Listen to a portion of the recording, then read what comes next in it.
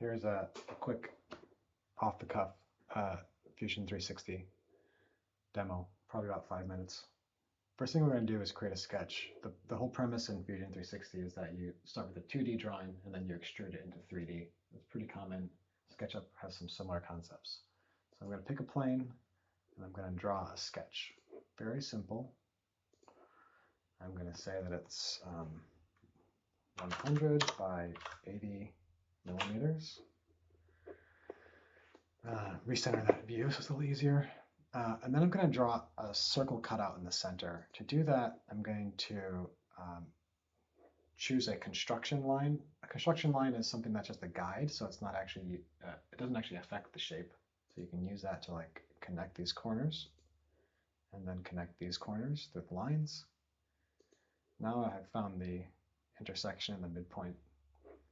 I'm going to turn off construction, pick a circle, draw a circle in the center. You see there's a couple different ways to draw a circle. One by center with diameter, 2 points, 3 points, tangents, and 2 tangents.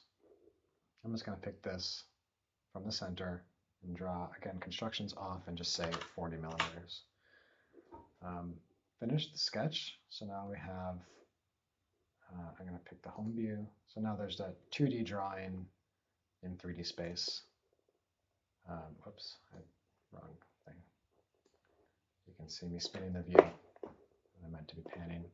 Now I'm going to pick extrude and pick the shape, and I'm going to move it 10 millimeters.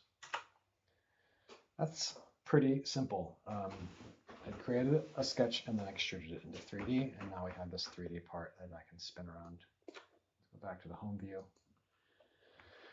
A couple interesting things is the timeline view. So every action you take is recorded in history. You can go back and edit an earlier step and it will be replayed. The timeline will be replayed, taking into account the changes you made in the earlier one. So I'm going to edit the sketch. And I'm going to change this diameter from 40 to 90. That's too big. Let's do undo and then do, what was that bottom circle, 80? And the bottom leg, the width is 80, so I'm going to say 70. Now when I finish the sketch, the timeline jumps back to forward, and you can see that the 3D shape reflects what I just did. You can also edit the extrusion. And instead of 10 millimeters, I could choose a 20 millimeter extrusion. So that timeline feature is really powerful when you get tens or hundreds of operations. Next thing is parameterized components in Fusion. So I'm going to create a few dimensions that are named. These are just variables with values that are named. Width was 80. Height was 100. And diameter was, let's just do 40 again. And then thickness, the extrusion, was 10 millimeters. We can do these for all sorts of things, but these are just for this drawing.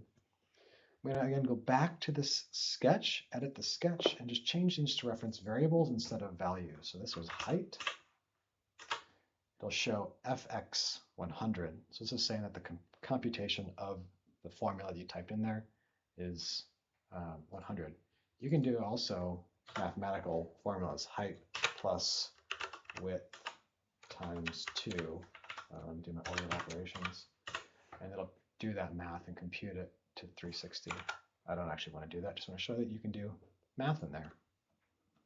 Change the variable, the value of this to the width variable, value of this to the diameter variable. Ta-da, finish the sketch.